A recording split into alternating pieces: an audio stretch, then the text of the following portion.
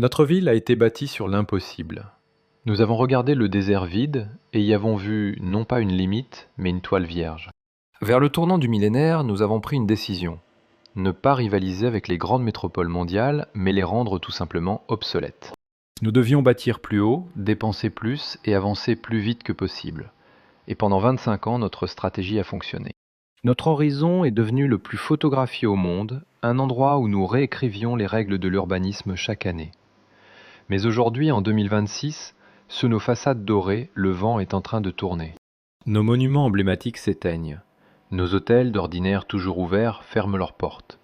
Nos parcs d'attractions sont verrouillés et notre célèbre fontaine s'est tue. Et notre hôtel le plus emblématique, le symbole même de la promesse de Dubaï, a dû fermer ses portes pour la toute première fois en plus d'un quart de siècle. Alors la question que nous entendons le monde entier chuchoter est celle-ci. Notre ville est-elle en train de mourir? Ou est-ce bien plus complexe?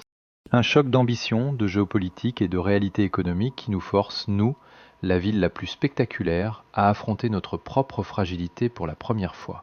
Avant d'aller plus loin, abonnez-vous et activez les notifications. Je vais vous révéler la réalité de notre quotidien, bien au-delà des gros titres, derrière nos 7 monuments les plus célèbres. Commençons là où les premières fissures sont apparues pour nous. En avril 2025, notre fontaine, le plus grand système aquatique au monde, s'est tue. Elle projetait 83 000 litres d'eau à 140 mètres de haut, sous 6 600 projecteurs, après 16 ans de fonctionnement continu. Nous l'avons rouverte en avance, le 1er octobre 2025. Mais voici ce que nos visiteurs n'ont jamais réalisé. Pour nous, cette fontaine n'était pas un simple spectacle gratuit mêlant routards et milliardaires. C'était le poumon économique de tout notre centre-ville, stoppé en pleine transformation, quand tout a basculé. Aujourd'hui, début 2026, notre fontaine n'est plus la seule à s'être tue dans la ville. Le 30 avril, le Radisson Blu de Dubai Media City a fermé, confirmant notre sortie complète du groupe d'ici 2027. Le 1er avril, notre hôtel Armani qui occupe le bas de la Burj Khalifa, avec chaque tissu choisi par Giorgio Armani lui-même, a fermé pour travaux jusqu'au dernier trimestre de 2026.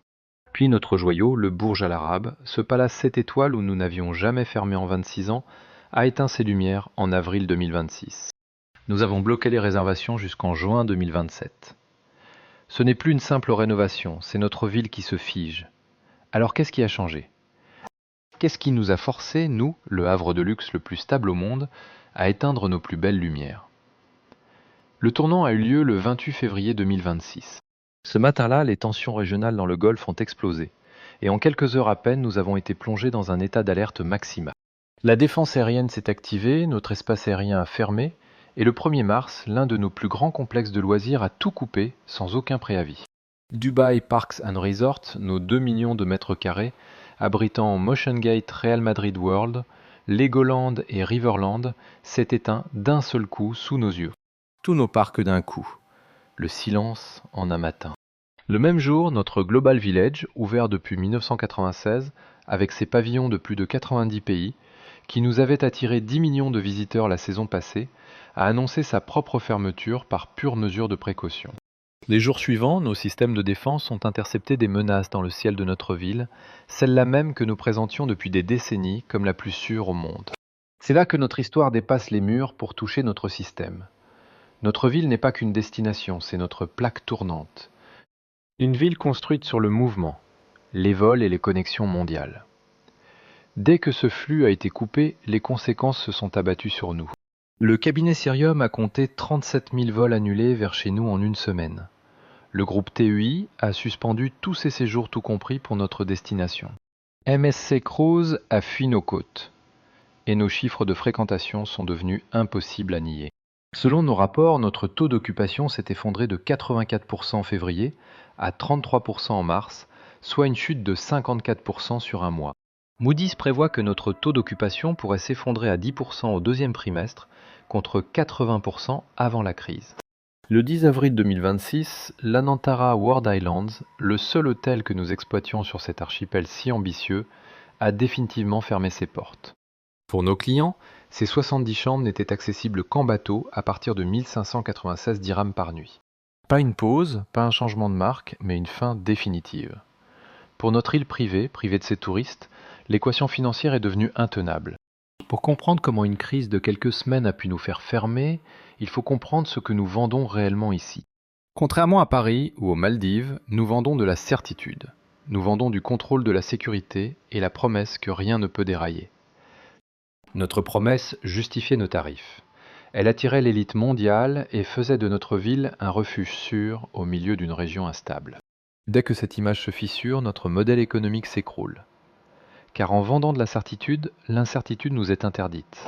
Ces événements n'ont pas créé nos faiblesses, ils les ont simplement révélées au grand jour.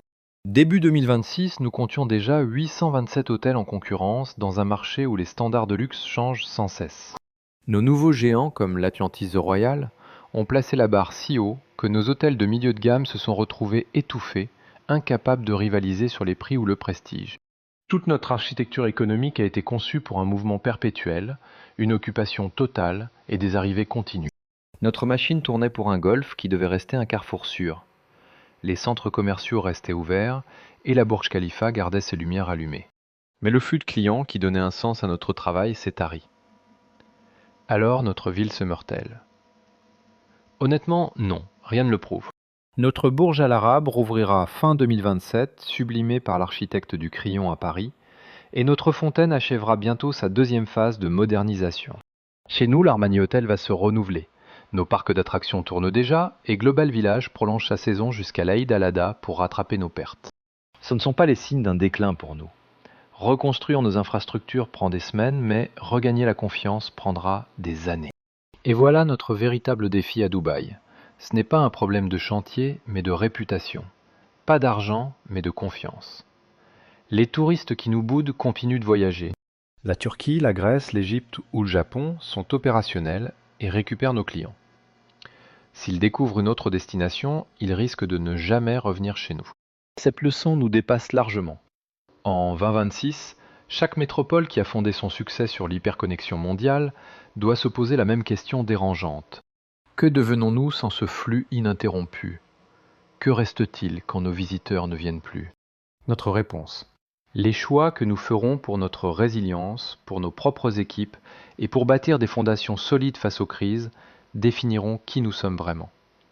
Loin des paillettes, parce qu'au final, quand le vernis craque, seule l'authenticité reste. Nos monuments emblématiques renaîtront. Nous reconstruisons toujours à Dubaï. La vraie question que ces 7 fermetures nous posent, c'est de savoir si notre avenir sera solide ou simplement spectaculaire. Dites-moi ce que vous en pensez. Laquelle de ces 7 fermetures vous a le plus surpris? Pensez-vous que nous reviendrons plus forts ou que le vent a définitivement tourné? Et vous, d'où suivez-vous nos coulisses? Laissez-nous vos avis en commentaire. Et si vous voulez d'autres analyses de terrain basées sur les chiffres, abonnez-vous car notre enquête ne fait que commencer.